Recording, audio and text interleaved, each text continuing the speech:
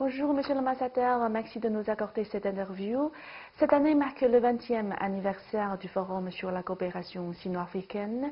Au cours des 2 dernières décennies, quel est le rôle de ce mécanisme dans la promotion des relations entre la Chine et l'Afrique? 20 ans dans une organisation comme le FOCAC, c'est une période de maturité.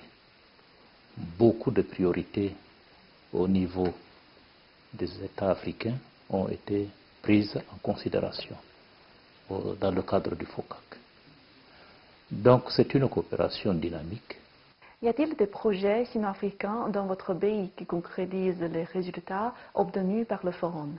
Les projets de coopération sont nombreux. Les potentialités ont été énumérées dans le cadre du FOCAC.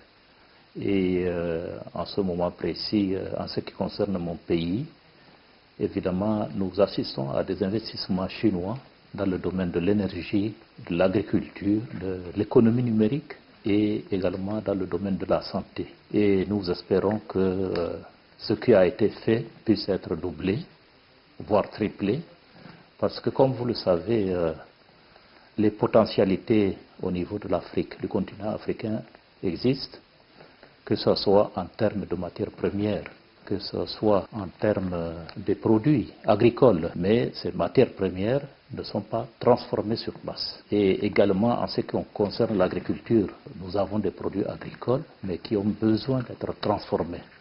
Le FOCAC, c'est un instrument très important et qui nous permettra donc à l'Afrique et à la Chine de voir dans quelle mesure l'aspect industrialisation puisse être, comment dirais-je, prise en compte.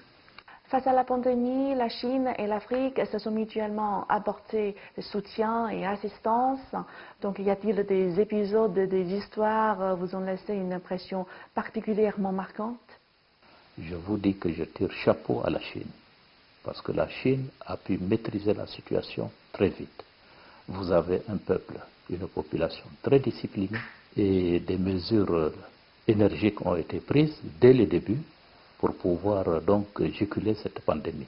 Je me félicite des efforts, du courage, de la discipline du peuple chinois et surtout de la compétence du personnel soignant et médical qui a pu juguler cette pandémie.